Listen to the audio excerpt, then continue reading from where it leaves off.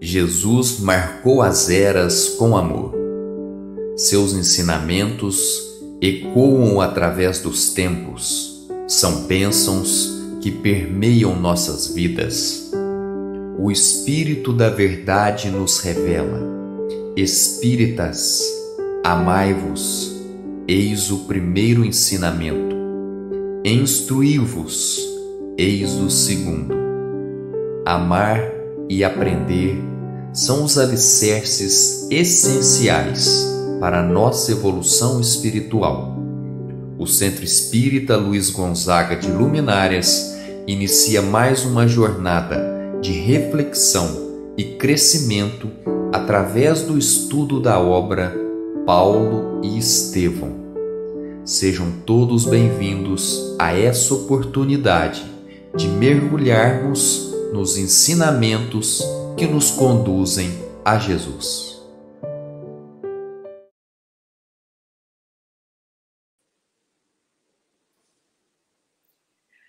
Boa noite, André. Boa noite a todos os nossos irmãos que estão aqui presentes. Boa noite a todos. Que a paz de Jesus esteja aqui conosco nesse estudo, nos amparando, nos ajudando na compreensão dessas palavras, dessa obra tão especial para nós. Que assim seja, André, com muito carinho, que nós estamos aqui iniciando mais um encontro, o encontro de número 10 do estudo reflexivo da obra Paulo e Estevão. Este momento que a nossa Casa Espírita, Luiz Gonzaga de Luminárias, nos une aqui em um só coração, elevado até a Deus. É com muito carinho que hoje nós iremos refletir e iremos iniciar aqui, dar continuidade ao capítulo de número 10 do livro Paulo e Estevão. Aliás, a gente sempre mostra aqui, mas eu e o André, nós seguimos através dessa versão do livro Paulo e Estevão, porque existem versões anteriores, não é mesmo, André? Então a gente segue nessa, eu sempre mostro por quê. Uma vez ou outra a gente vai falar algo de alguma página aqui em específico. E aí a página é de acordo com esta versão. Como eu disse, hoje é um dia especial, não é, André, dessa reflexão. Hoje é o dia do capítulo de número 10, é o último capítulo da primeira parte. Depois a gente já entra na segunda parte, que é a parte final do livro. Então nós estamos hoje encerrando a primeira parte dessa obra. André, como que está o seu coração hoje para a gente refletir esse capítulo? Bastante animado, porque esse é digamos que o capítulo mais marcante dessa primeira parte é esse, né? Já tivemos aqui acontecimentos muito bonitos, muito dolorosos antes, mas esse de hoje ele é especial. Ele é um capítulo que realmente emociona e toca muito a todos nós pelos acontecimentos, né, desse capítulo. E por ser um capítulo especial, como você mesmo falou, André, hoje, a todos os irmãos que estão aqui presentes, nós reservamos uma música para a gente iniciar. Mas antes dessa música, vou só dar boa noite aqui para todos os irmãos que estiveram lá no nosso último encontro, André, há 15 dias atrás. Nós tivemos alguns irmãos que deixaram algumas palavras de carinho para a nossa amada Casa Espírita. Então, vamos lá, André. Vamos deixar também o nosso boa noite para a Adriana, para o Juliano, para a G Nascimento e para o Pedro Caribe. E também a todos que assistiram e que acompanharam esse estudo, que foi o do capítulo 9. E hoje também, novamente, boa noite, sejam muito bem-vindos. E vamos aqui para começar, vou colocar para a gente a música do Tim Vanessa. Eu digo que eles são uma grande referência para nós da doutrina espírita de música. São, assim, músicas que tocam o nosso coração. Então, eu reservei essa música espírita para todos nós, que é justamente uma música que eles fazem dedicada a Posso falar Paulo, Saulo? Vou colocar. Já pode falar Paulo. Vou colocar Paulo.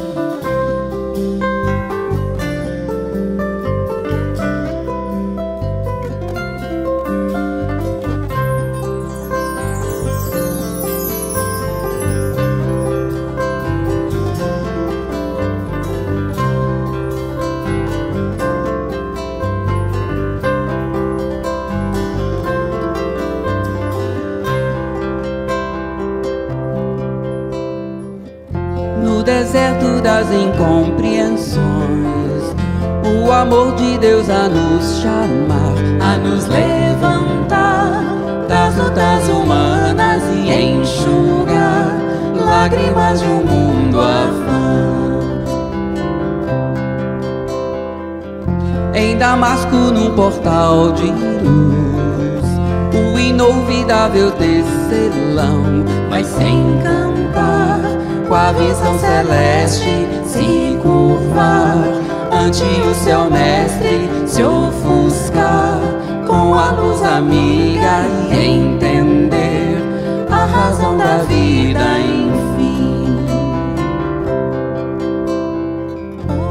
Palavra em harmonia, canções maestramente entoadas por anjos de esferas sublimadas, ao clarão que ofuscar o brilho do sol, compadecido, inspirado, amável. Percorre os caminhos, acalma o gemido dos aflitos, de todos os irmãos pequeninos, dos sedentos de Deus, de amor, pois tu és o meu vaso escolhido. Necessário se faz amar, renovar-se no entendimento. Necessário é trabalhar, ser fiel no pouco e no muito. Necessário é esperar, a esperança é companheira. Necessário é perdoar, o amor mais puro se doa.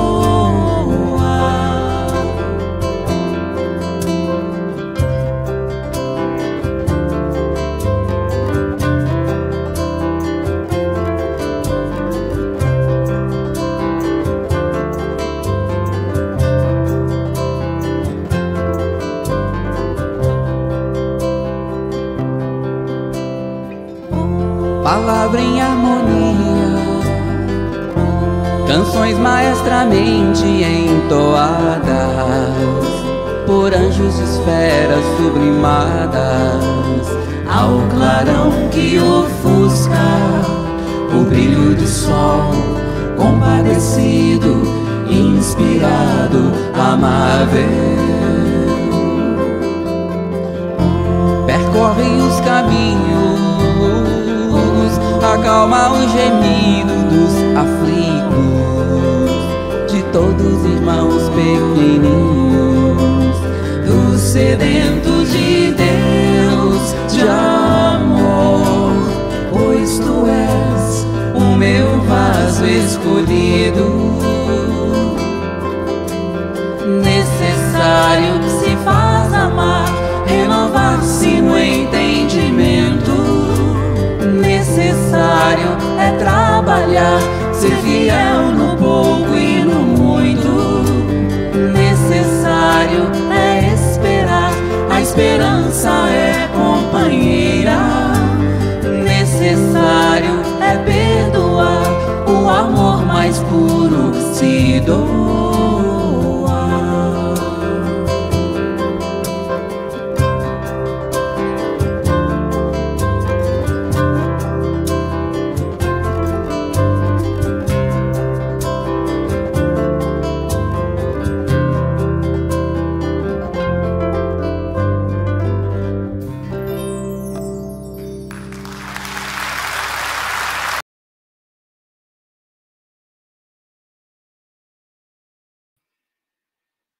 Não tem como não se emocionar com essa música tão linda do Tim e da Vanessa.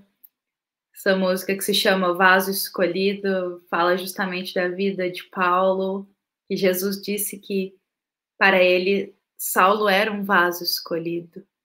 Então é muito lindo. E hoje, para abrir esse capítulo 10 tão especial, eu e o André, nós escolhemos partilhar essa música com todos vocês, meus irmãos.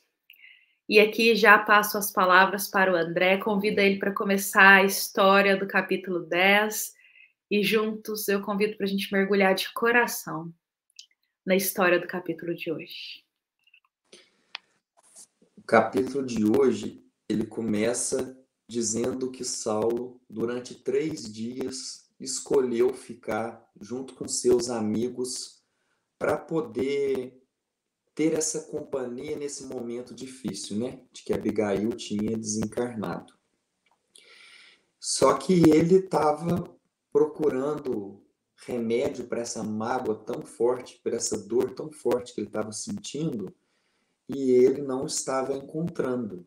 E aí, como faz parte, né, são etapas, estágios do processo de luto, ele sente uma culpa muito forte, né? Porque na cabeça dele, se ele tivesse chegado antes, ele teria conseguido ajudar para que ela não adoecesse.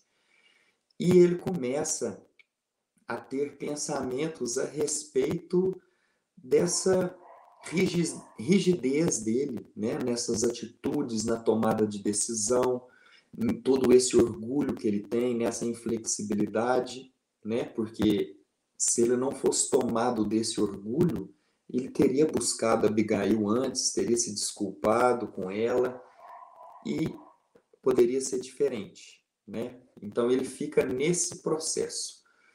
Só que, como toda pessoa que está revoltada e que ainda não fez o percurso de analisar suas atitudes, o mais fácil para ela é o quê? É escolher alguém para ela colocar a culpa da sua dor, do seu fracasso, do seu orgulho, da sua rigidez. Então, o que ele escolhe? Ele escolhe que o culpado disso tudo é Jesus. Porque se não fosse Jesus, ele não teria feito aquilo com Estevão, Abigail não teria visto o irmão ser morto na frente dela, e aí depois ela foi seguir essas palavras, esses ensinamentos de Jesus, e aí ficou doente e também abandonou ele. Então ele estava ali sem perspectiva, porque ele queria construir uma família, queria ter um futuro com Abigail, e isso foi tirado dele. Então ele escolheu, no ódio dele, que o culpado daquilo tudo era Jesus. E ele, percebendo que não tinha mais esperanças de construir uma família, ele escolheu, então, agora se dedicar 100% a colocar as leis de Moisés em ação, a perseguir mesmo, agora que ele não tinha mais nenhum motivo mais para viver, digamos assim, né? Porque Abigail não estava mais ali. Ele então escolhe fazer exatamente isso. E aí ele vai até a casa de Zacarias para poder conversar com ele. Por quê?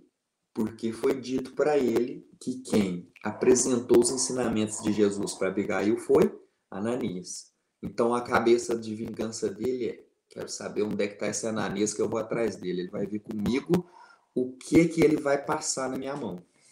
E aí ele chega até a casa de Zacarias e começa a questionar novamente Zacarias por que ele permitiu que isso acontecesse, que esse senhor se aproximasse de Abigail com essas ideias para poder confundir a cabeça dela. E aí Zacarias, ele é até um pouco educado, mas ele bem diz assim que o Saulo não tem muita razão no que ele está falando, não, porque se não fosse a ausência dele, né, isso poderia ter acontecido diferente. Por quê? Porque naquele momento Zacarias estava percebendo, ela não está bem. Só que ele queria buscar ajuda com Saulo, porque ela não estava bem para poder auxiliar a noiva, não era isso? Só que não tinha notícias dele, ele sumiu sem dar notícia, sem explicar o porquê sumiu. E aí o que Zacarias fez foi dizer que, bom, eu vendo que aquilo estava fazendo bem para ela, eu deixei, né? Porque estava sendo um remédio para ela. Ela estava menos angustiada, sofrendo menos, estava passando melhor por aquilo que ela estava sentindo, né? Essas intervenções de Ananias estavam fazendo bem para ela. E aí Saulo compreende um pouco assim, meio chateado, né? E ele entendendo a sua falta, né? E aqui eu lembrei que no livro Fonte Viva, Emmanuel traz uma reflexão a respeito dos ausentes, que ele vai escolher o versículo que fala sobre Tomé não estar presente quando Jesus aparece. E aí, a reflexão que Emmanuel faz no livro Fonte Viva é exatamente isso, que aqueles que estão ausentes, eles querem depois questionar as tomadas de decisões que foram feitas quando eles não estavam presentes, né? Mas por que ele não estava presente? Se ele estivesse presente, ele poderia opinar em fazer outras escolhas, né? Mas como ele estava ausente, a escolha que foi feita ali é o que foi melhor para Abigail no momento. Então ele diz assim, ó, o negócio é o seguinte, eu quero, Zacarias, eu quero encontrar esse Ananias de qualquer jeito. E aí Zacarias fica surpreso com ele, porque fala assim, o único conforto que ela encontrou nesse momento tão doloroso que ela estava, foi desse velhinho bom e honesto, e você quer punir ele por isso? Você quer punir ele pelo bem que ele fez para Abigail? E aí ele fala, não, eu quero defender a lei de Moisés, estou defendendo a lei de Moisés, isso que ele está fazendo, isso não pode fazer. Só que aí Zacarias fala uma coisa para ele fala assim, olha, revisitando os textos sagrados aqui, eu não encontrei em nenhuma parte que autoriza os benfeitores serem castigados, as pessoas que fazem o bem serem castigadas. E aí Saulo dá uma espantada com aquilo, mas o seu orgulho ferido e a sua vontade de vingar, ele, como era muito bom com as palavras, ele amarra uma maneira de responder, falando assim, não, uma coisa é você estudar a lei, a outra coisa é você defender a lei, porque você estuda e eu defendo, então eu tô aqui para defender, porque isso aí não pode, né? Eu quero condenar ele e tudo mais. E aí ele fala uma coisa muito, muito grave, assim, né? Ele fala assim, olha, Ananias não vai causar perturbação a mais ninguém, porque o que ele fala deixa as pessoas doidas por causa esse Cristo aí. Então ele está causando um desserviço para a população. E aí o que acontece, então, é que ele pede, né, na sua perseguição para um soldado encontrar alguém. E aí encontram um homem chamado Matatias, e ele vai então fazer um interrogatório com Matatias. Estamos na página 173. E os soldados falam assim, olha, eu já perguntei, já questionei ele não quis falar. Aí Saulo falou assim, eu tenho meus meios de fazer ele falar. Leve ele para a sala de punições. Então, ali eles tinham uma sala para poder punir as pessoas que eles consideravam que eram contra as leis de Moisés. Então, eles levam ele para essa sala, Saulo chega e fala assim, você conheceu um homem chamado Ananias? Ele fala assim, conheci ele, mas foi na véspera de eu ser preso. Antes de eu ser preso, eu conheci ele. E isso tem um mês. E aí Saulo fala assim, e para onde que ele foi? Ele tá para onde? E aí Matatias fala assim, olha, eu não sei para onde que ele foi, porque ele não tem paradeiro. Ele estava em tal lugar antes, quando encontrou comigo estava num lugar, provavelmente ele foi para outro, eu não sei onde que ele está. E aí Saulo então pede que os soldados torturem o homem para que ele fale. E aí Matatias fala que 3 dias antes dele ser preso, que Ananias se despediu dele dizendo que iria para Damasco, porque ele foi chamado para lá devido às perseguições aos adeptos do caminho, ele foi chamado para poder amparar lá.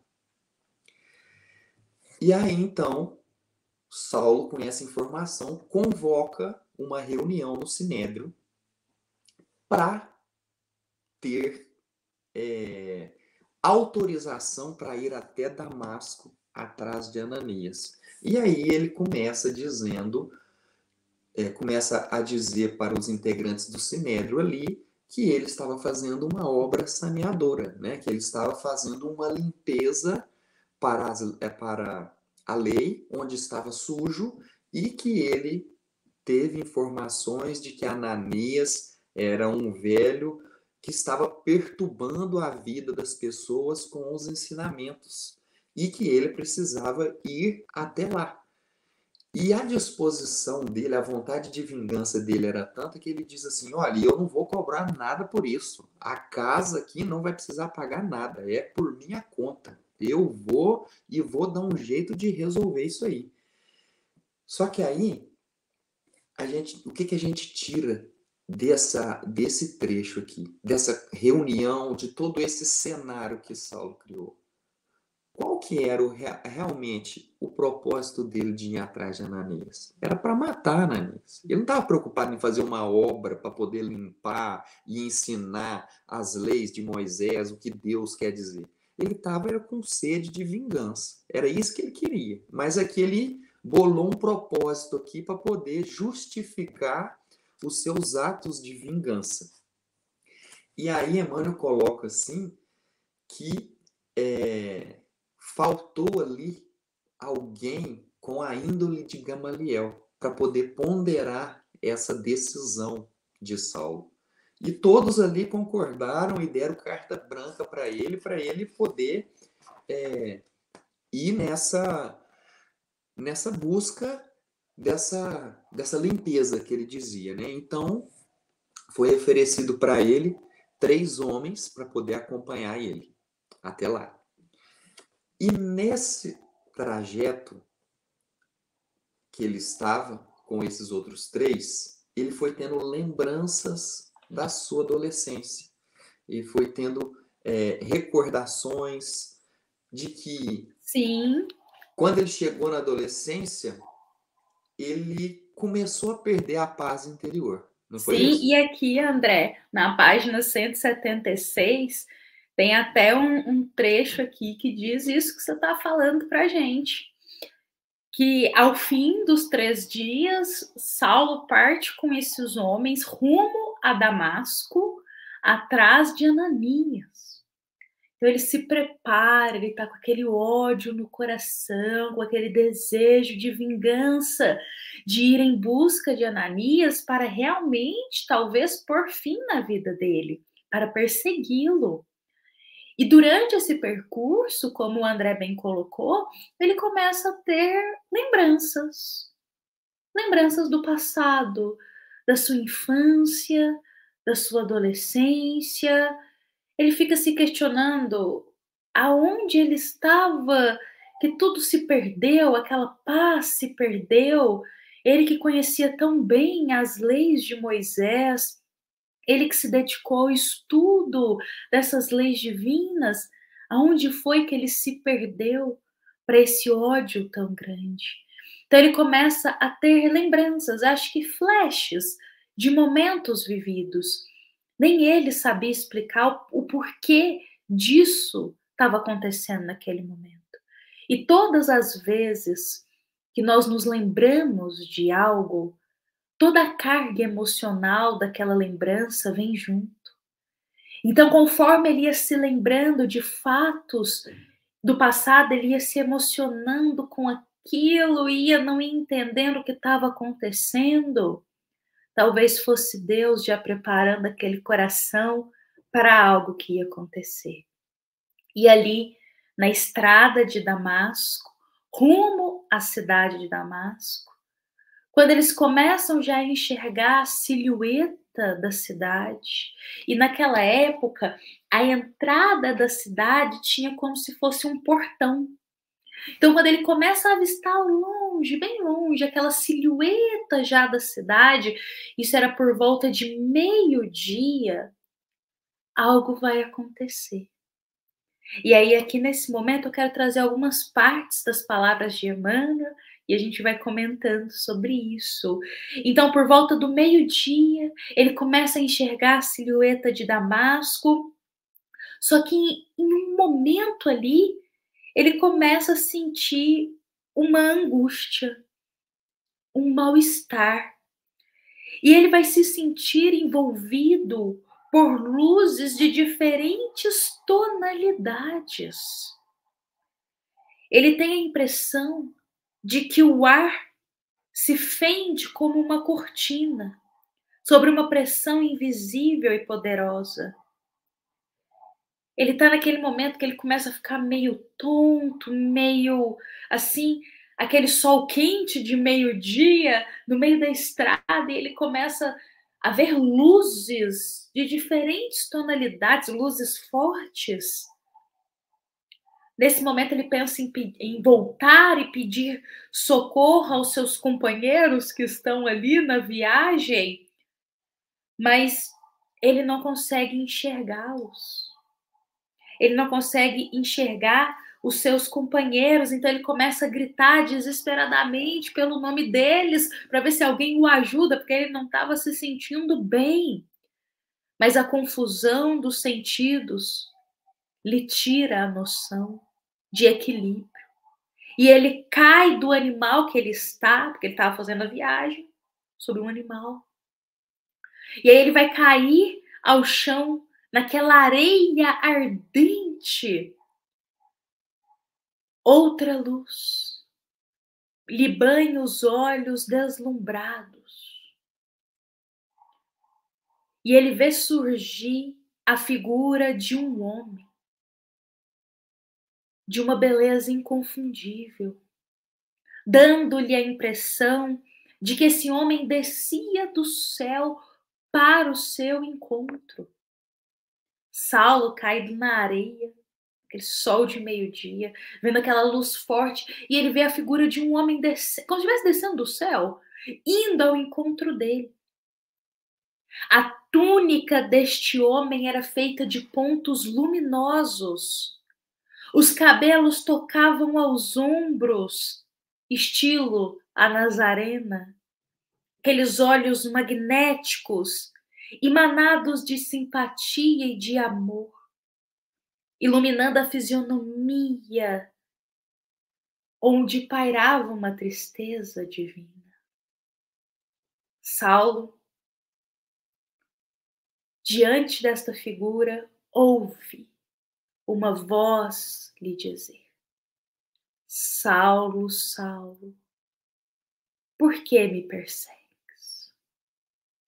E ele ali, sem entender o que estava acontecendo, de joelhos diante daquela figura tão majestosa à sua frente, vai dizer: quem sois? Quem é você, Senhor? Eu não estou te reconhecendo, é como se ele estivesse dizendo isso.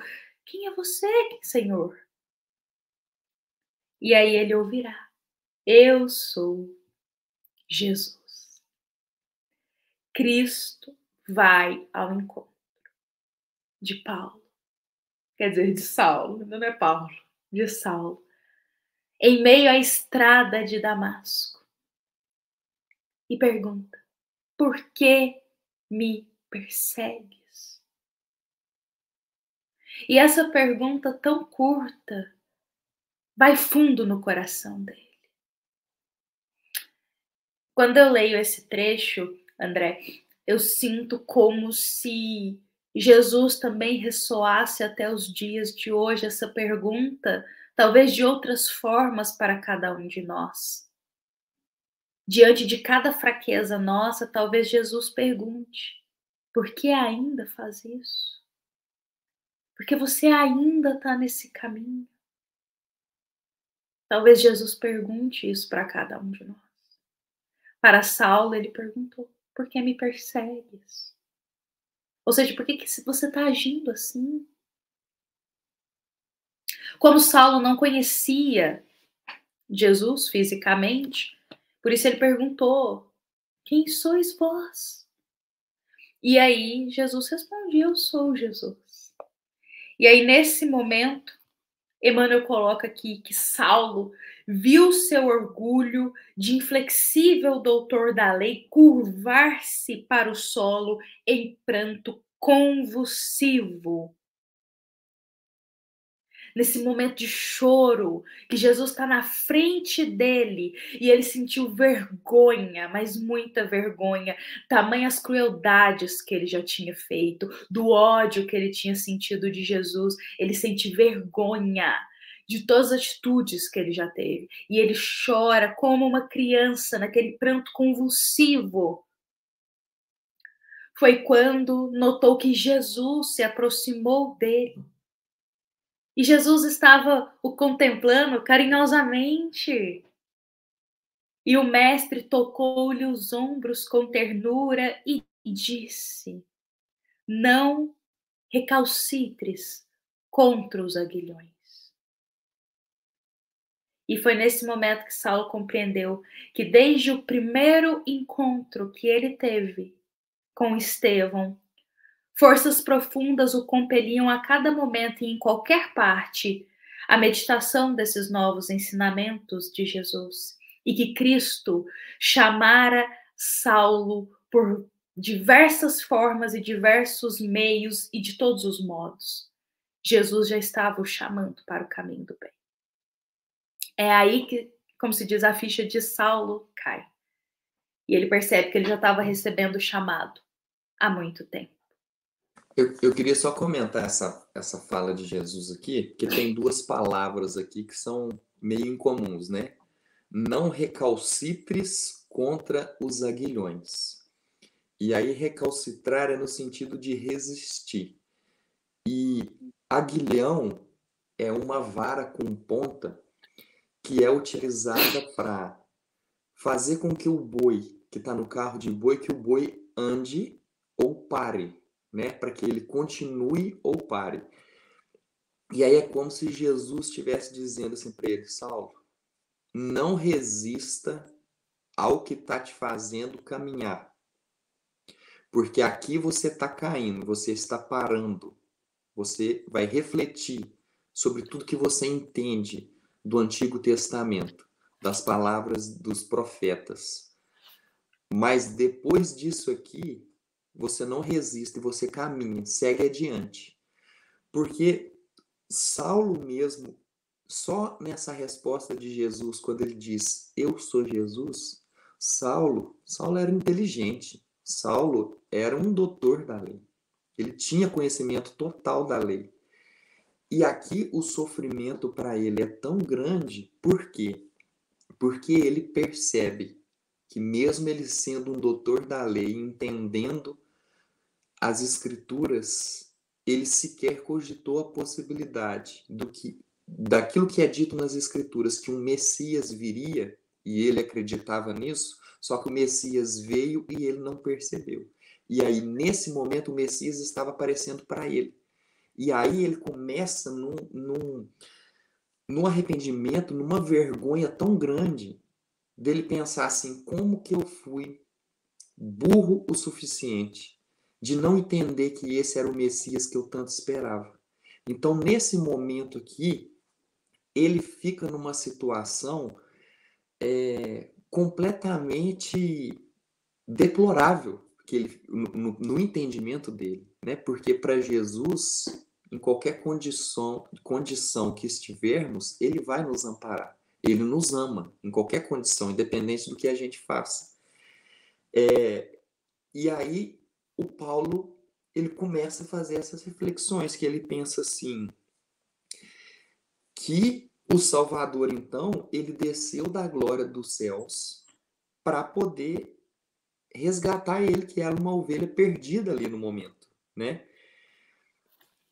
E é muito interessante isso, que depois que ele faz toda essa análise de consciência de tudo que ele fez, o que ele pergunta para Jesus, Ana? Eu vou falar a pergunta, queria só voltar um pouquinho aqui, porque eu separei para nós uma reflexão também desse momento, antes dessa pergunta, que também traz muito ensinamento para nós. Mas nesse momento, André, como você bem explicou, ele começa a fazer muitas indagações e ele começa a perceber que ele já estava sendo chamado por Jesus há muito tempo. E quando eu li esse trecho, eu pensei para a nossa vida, quantas vezes e quantos chamados a gente recebe de Jesus a todo momento. Chamados para a gente mudar condutas, formas de pensar.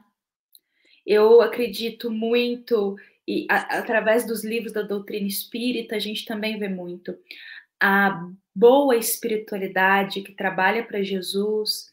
A todo momento eles ficam nos inspirando pensamentos de corrigendas para a gente. Por exemplo, olha esse comportamento que você está tendo. Olha isso que você está fazendo. A gente é tão banhado de esclarecimento e a gente ainda continua tendo certos comportamentos ainda primitivistas na nossa vida.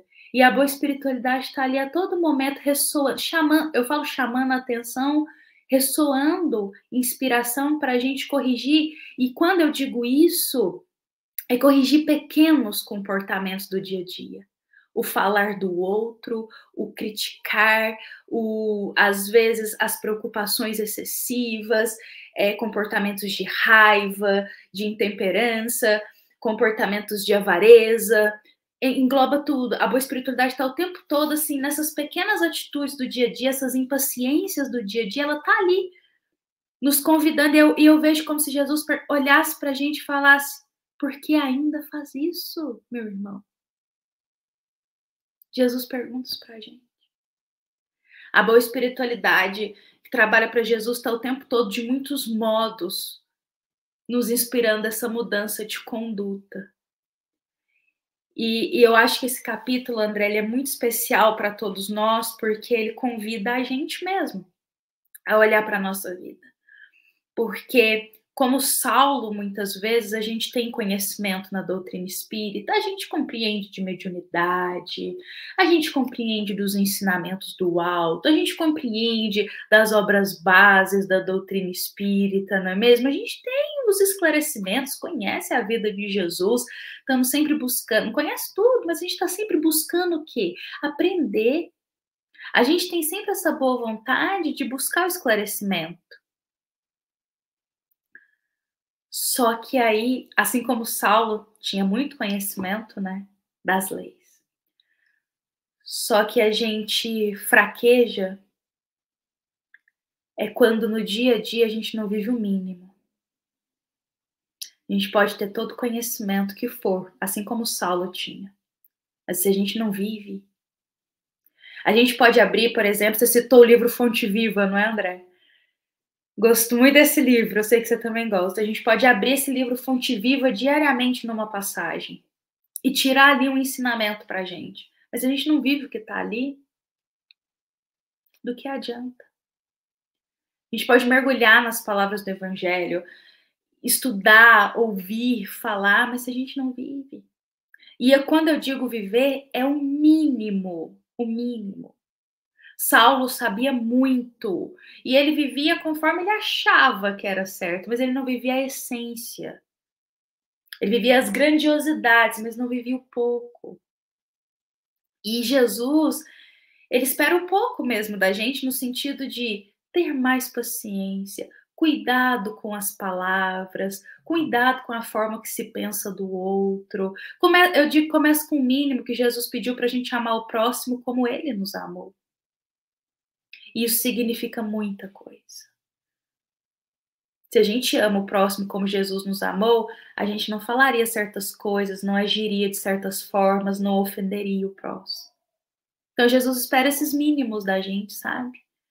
Então, eu acredito que esse capítulo, justamente nesse trecho que ele faz essa pergunta para Saulo, por que me persegues? Ele também está tocando o nosso coração para a gente pensar assim, meu Deus, o que eu continuo fazendo ainda? E a espiritualidade de Jesus não me cansa de me corrigir de diversas formas. E eu continuo. E aí, a gente chega naquele momento que Saulo, ele compreende tudo isso. E ele faz uma pergunta para Jesus, que é justamente a pergunta que você comentou, André. Ele, naquele momento, até Emmanuel diz, ali mesmo no santuário augusto do Espírito, Saulo fez o protesto de entregar-se a Jesus para sempre.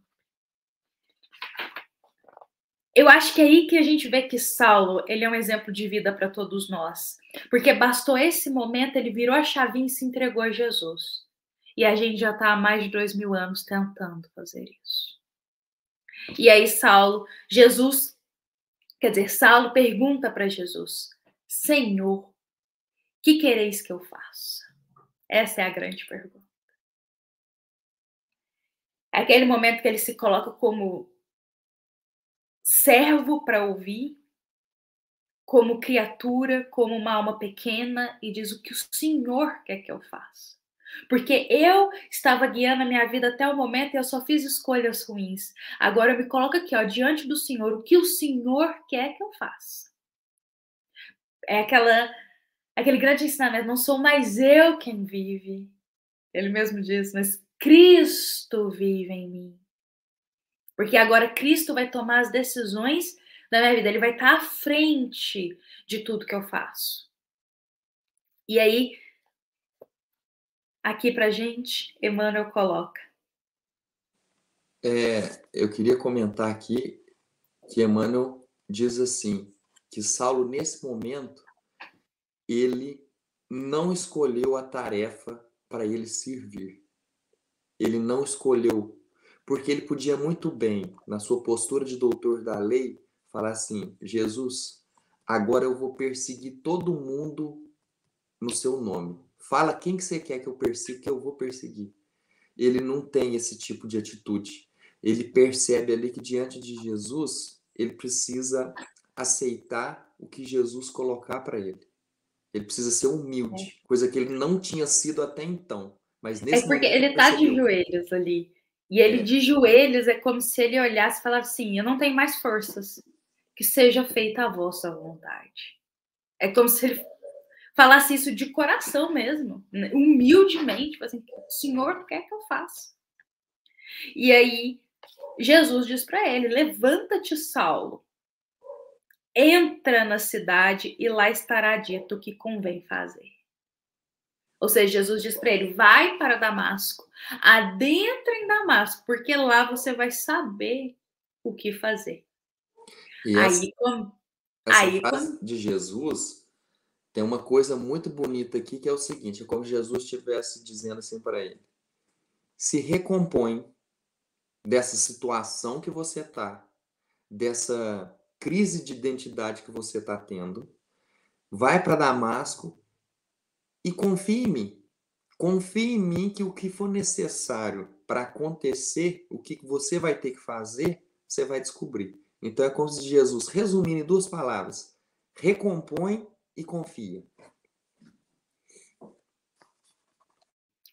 Recompõe e confia. Agora segue, agora a sua jornada comigo vai começar.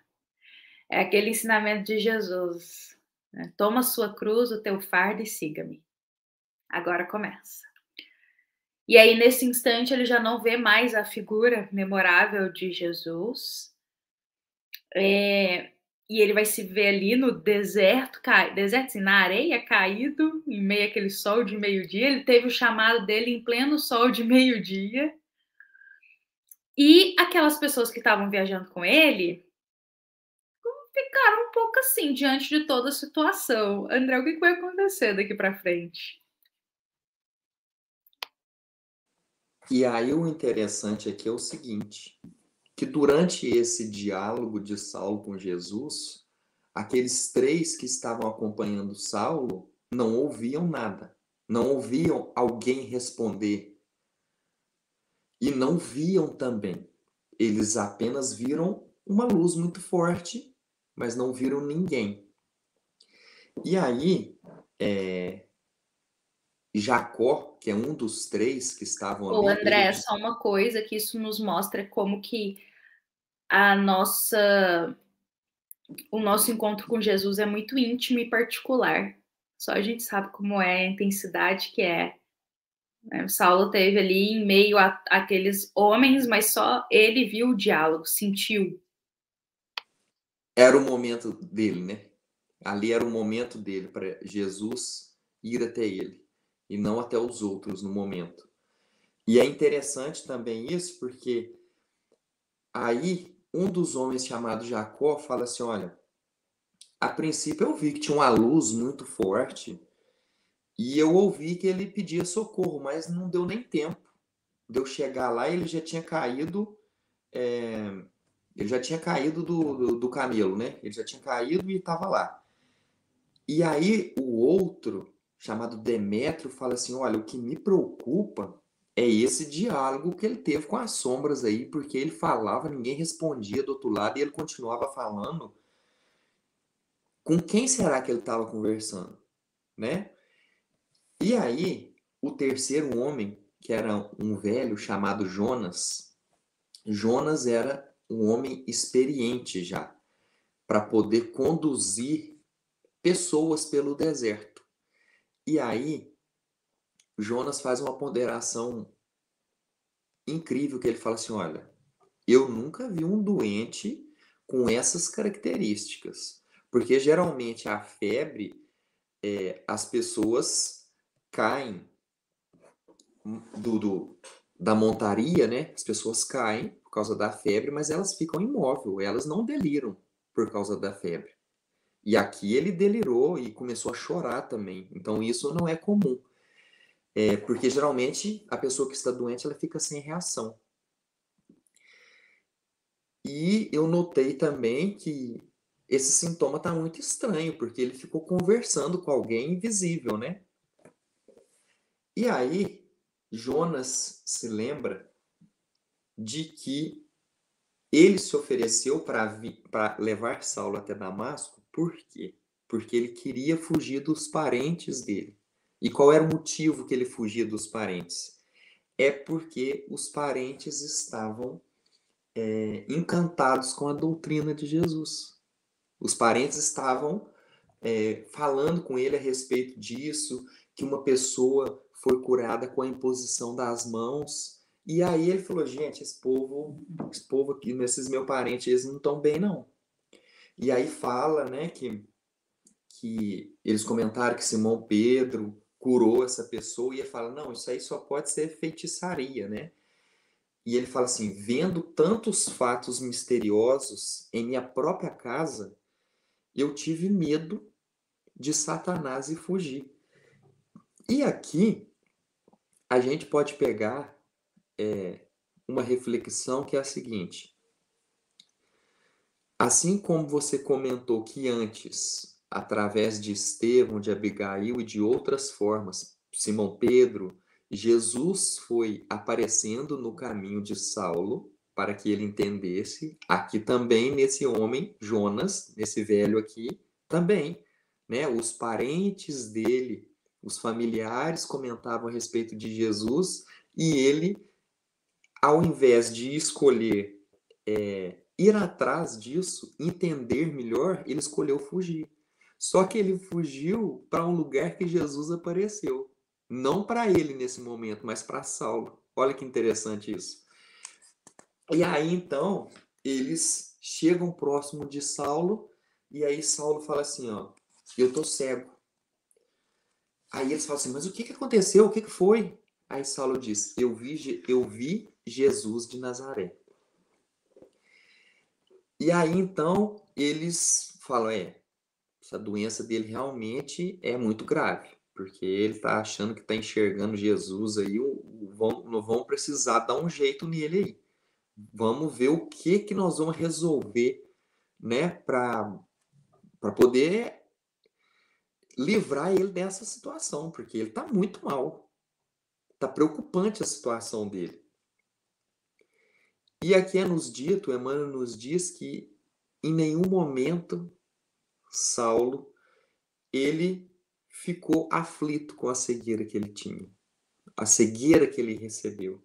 É falado assim, ó, do âmbito daquela escuridão que lhe enchia os olhos da carne, parecia emergir o vulto radioso de Jesus aos seus olhos de espírito. Então, assim, para toda aquela fé que ele tinha e que ele acreditava na vinda de um Messias, quando ele viu Jesus, ele ficou tão tranquilo, ele ficou tão satisfeito, que ele não estava preocupando com a cegueira material dele. Porque aqui a gente pode fazer um paralelo, que antes ele tinha cegueira espiritual e ele enxergava materialmente. Agora ele não enxerga materialmente, mas a visão espiritual dele foi aguçada, foi Exatamente. evoluiu.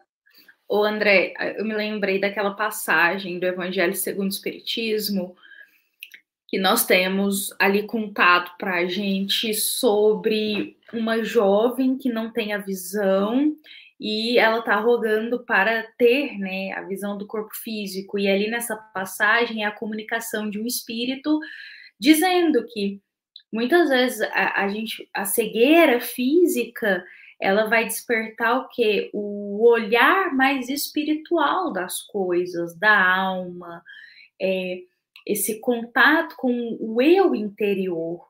E aí é uma passagem muito bonita que vem nos falar sobre isso.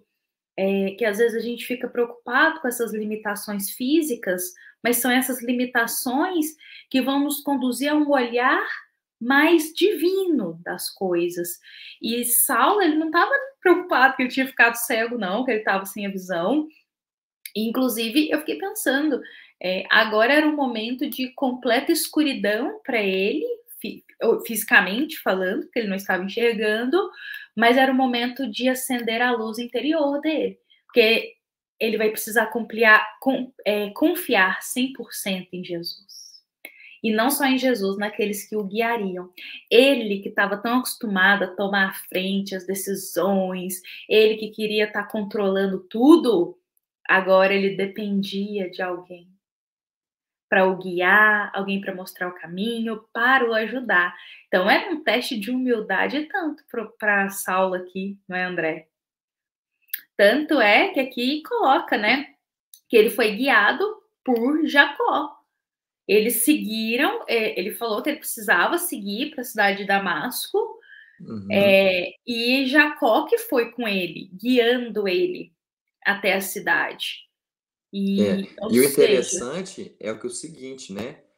Quando os três ficaram preocupados com o que fazer com ele estava numa calma e falou assim, olha, vocês não se preocupem comigo.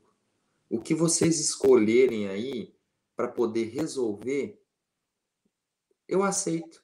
Vai ser o melhor. Esse cara até assustado nessa hora, porque falou, nossa, Saulo nunca foi tão humilde assim, será que ele tá passando bem? Ele só mandava, ele só ordenava, né? E aí, nesse momento, ele fala assim, ó, façam como quiserem, pois até agora vocês eram meus servos, mas de agora em diante eu também sou escravo, não mais me pertenço a mim mesmo. Ou seja, ele já tinha entendido que ali ele já estava confiando já em Jesus, porque ele acabou de dizer aqui, ó, não pertenço a mim mesmo. Então assim, ó, quem vai decidir agora o que vai ser feito comigo vai ser Jesus que vai definir. E aí então Jacó diz para os outros dois voltarem e darem a notícia lá em Jerusalém do que tinha acontecido com ele, enquanto Jacó ia levar ele até a cidade de Damasco para poder encontrar algum conhecido dele, de Saulo, para poder ajudar ele nessa situação, né? E Saulo, nesse processo, ele ficou muito emocionado com as bênçãos que ele recebeu. das esferas mais elevadas da vida. E ele começou a chorar muito com isso, porque ele percebeu ali a generosidade que Jesus teve, né, diante dele, de tanto ódio que ele tinha, daquela perseguição, daquela vingança que ele estava querendo. E ele então percebeu também que era fundamental que ele não procurasse fixar nas dificuldades, né? Mas sim que ele tinha que nunca se esquecer dos fins que aquelas dificuldades ia conduzir ele. Então ele tinha isso muito forte em mente. E aí ele diz assim, ó, Emmanuel fala assim, ó, Saulo de Tarso só queria saber que Deus havia mudado de resolução a seu respeito. Então, ele estava até um certo momento fixo ali em cumprir as leis de Moisés e ser severo, porque ele achava que isso era servir a Deus. Até que aparece Jesus e diz assim para ele, por que você está me perseguindo? O que eu quero que você faça nesse momento é se recompõe, coloca a sua cabeça no lugar, reavalia suas atitudes, o que você sabe sobre os ensinamentos de Deus e confia em mim, porque daqui para diante eu vou te conduzir no que você precisa fazer.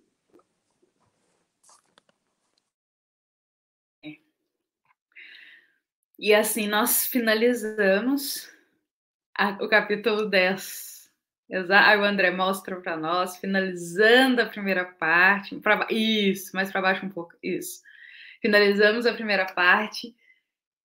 E daqui 15 dias entraremos já na segunda parte, que é essa caminhada de Saulo no deserto, junto com Jacó, o encontro dele com... não posso falar, senão eu vou dar, como se diz, um trecho da história. A gente ainda não sabe qual que é o objetivo que Jesus pediu para ele para Damasco. Então, Saulo está cego, coração convertido a Jesus, seguindo rumo a Damasco. Por que será que Jesus pediu para ele entrar em Damasco? E ele está cego agora. Como que ele vai? Será que ele vai voltar a enxergar? Então, eu vou deixar essas perguntas para todos nós, convidando a todos para a gente estar aqui daqui 15 dias para mais um encontro. Agradeço o André, agradeço a todos que estiveram aqui presentes nesse momento tão grandioso de ensinamento, que as nossas palavras possam ter sido proveitosas, de ensinamento, de esclarecimento. E claro que a gente sempre diz que eu e o André, nós lemos o capítulo. E a gente passa aqui através da nossa visão que a gente entendeu. Mas a gente sempre convida a todos a leitura do capítulo. Porque ao ler, a gente consegue também entender muito mais coisa. Então, leiam, acompanhem aí a leitura de uma obra edificante, como já nos diz Joana de Ângeles, nos ajuda muito na caminhada da vida. Então, vamos dando sequência aos nossos estudos. Foi com muito carinho que a nossa Casa Espírita, Luiz Gonzaga, de Luminárias, concedeu esse momento para todos nós. Eu me despeço aqui de todos com boa noite, um bom restinho de domingo e me despeço também de você, André. Um ótimo domingo para todos, uma excelente semana, que Deus continue nos abençoando e que assim seja.